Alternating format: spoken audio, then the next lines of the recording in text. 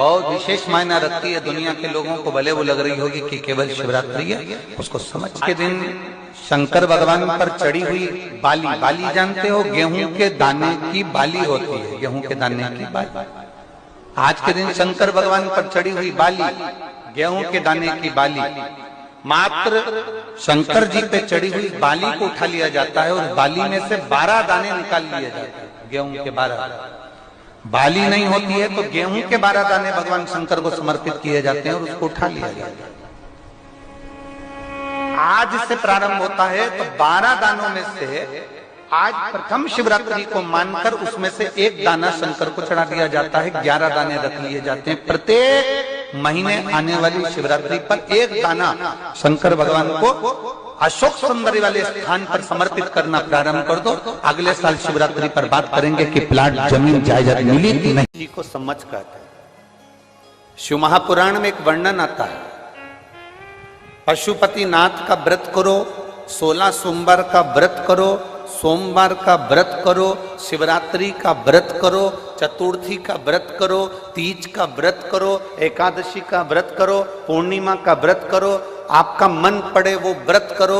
व्रत करने की मना नहीं, पर शिव महापुराण कहती है, शंकर भगवान का चरित्र कहता है कि व्रत करने वाले को सबसे बड़ा नियम एक धारण करना चाहिए। सबसे बड़ा व्रत का नियम कौन सा है कि जो व्रत करे, दिन भर भूखा रहे, दिन भर कुछ ना खाए और अपनी कामना के लिए भगवान शंकर की आराधना करते हो, भगवान शिव की उपासना करते हो, और कोई आया तुम्हारे पांव को छुआ, प्रणाम करा, और तुम्हारे पांव को छुआ, प्रणाम करा, और तुमने उसके ऊपर हाथ रख दिया, या तुम्हारे चरण छुए और छूकर उसको तुमने अपने दिल से कुछ दे दिया।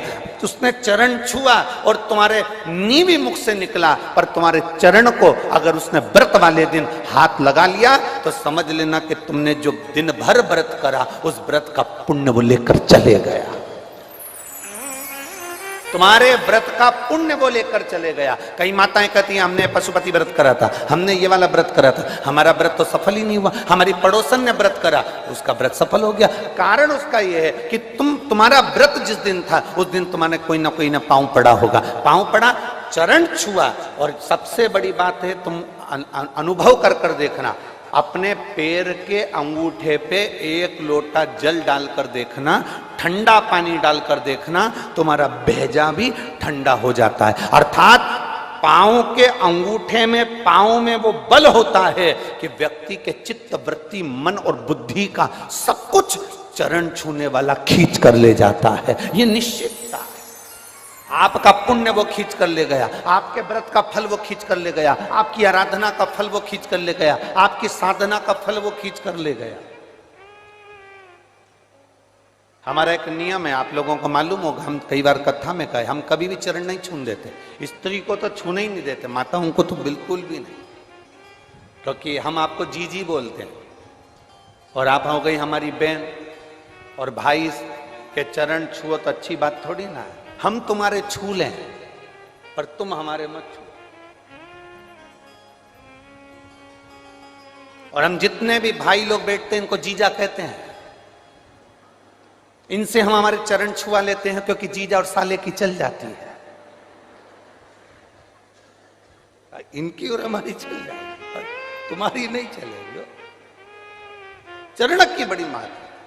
व्रत करने वाली माता चाहे उपास कर रही हो, साधना कर रही हो, नियम धारण करी हुई है, जिस दिन तुम्हारा व्रत है, एकादशी का व्रत है, उस दिन अपने पांव को हाथ मत लगाने दो। जिस दिन तुम्हारा पशुपति व्रत है उस दिन तुम्हारे चरण को कोई को छूने मत दो। जिस दिन तुम्हारा 16 सोमवार का व्रत है उस दिन आपके चरण को कोई हाथ ना लगाए, आपको प्रणाम कोई ना करे, दूर से प्रणाम करे, दूर से दंडवत करे, दूर से वो नमन करके चले जाए, पर नजदीक से नहीं, उसको छू कर नहीं। हमारा पूरा पुण्य वो खींच कर लेगा, पूरा।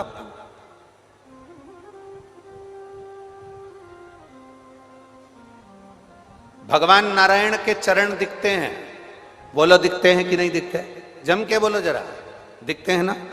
भगवान ब्रह्मा जी के चरण दिखते हैं, माता लक्ष्मी के चरण दिखते हैं, भगवान ब्रह्माणी के चरण दिखते हैं, इंद्राणी के चरण दिखते हैं, गरुण देव, वरुण देव सबके चरण दिखते हैं। केवल एक शिवलिंग शंकर भगवान का केवल एक शिवलिंग ऐसा होता है जिसके चरण नजर नहीं आते कि इनके चरण कहां पर,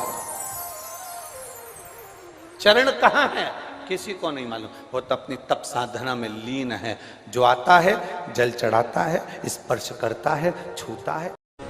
जो शिवरात्रि के दिन मेरे मंदिर में दिया लगाएगा या बेलपत्री के पेड़ के नीचे जो दीप प्रज्वलित करेगा, उसके घर में लक्ष्मी सदा के लिए विराजमान रहेगी।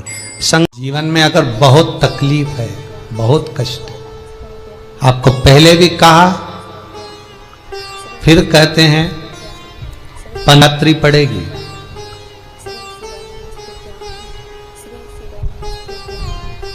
जो माघ महीने में शिवरात्रि पड़ती है उससे भी प्रबल शिवरात्रि। ये शिवरात्रि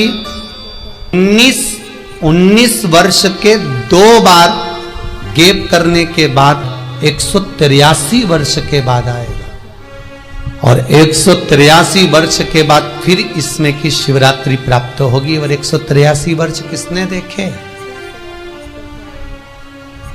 कौन ने देखे?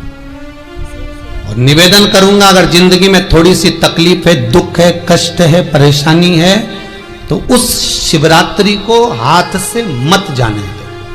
कल शिवरात्रि को आपको पहले भी कहा कि क्या क्या वस्तु भगवान शंकर को हम रात्रि के समय पर चढ़ा दें जिससे हमारा रोग समाप्त हो जाए, हमारी बीमारी समाप्त हो जाए, हमारे जीवन में सुख समृद्धि लक्ष्मी आ जाए। वो समर्पण का भाव। और शिवरात्रि आने में देरी है और आपके जीवन में बहुत कष्ट है, बहुत कष्ट। महाराज 5 कमलगट्टे, 5 बेलपत्र तांबे के लोटे में जल भरकर रख लीजिए।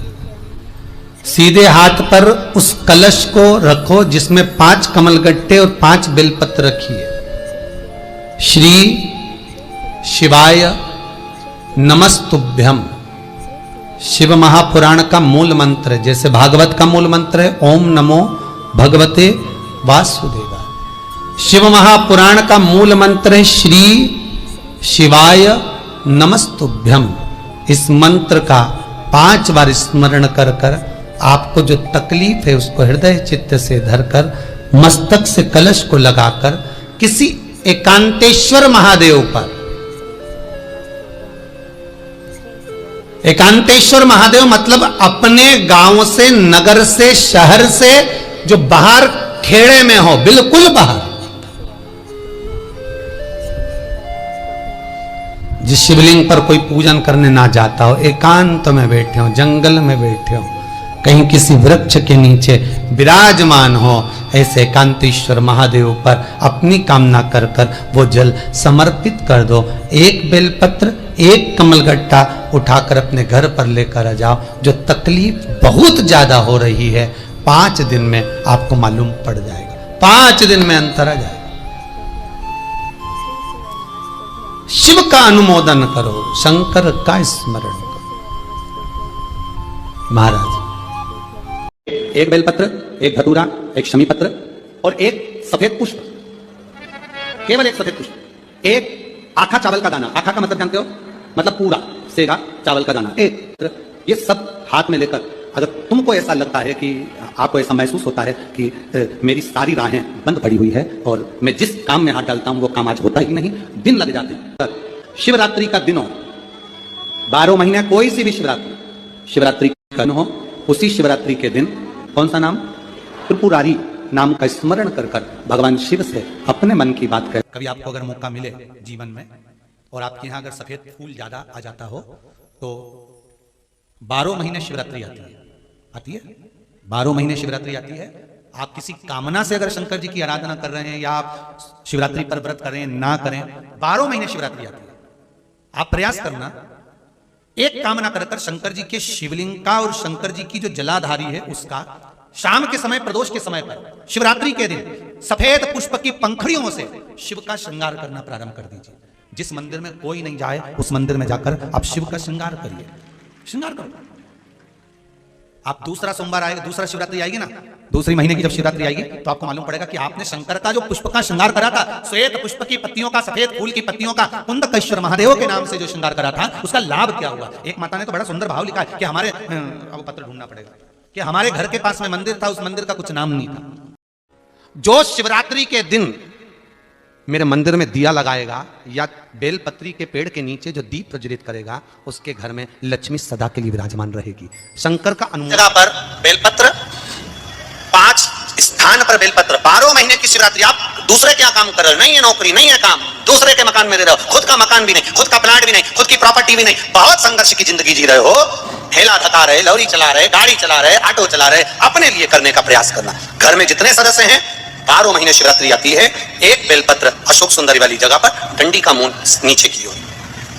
दूसरी बेलपत्र माता पार्वती जी के हस्त कमल पर, ये तो पत्ती जो होती है, इस पत्ती के 2 भाग शिवलिंग के बीच में हो। तीसरी बेलपत्र भगवान शंकर के शिवलिंग पर, डंडी का भाग आपके विपरीत दिशा में हो, विपरीत दिशा।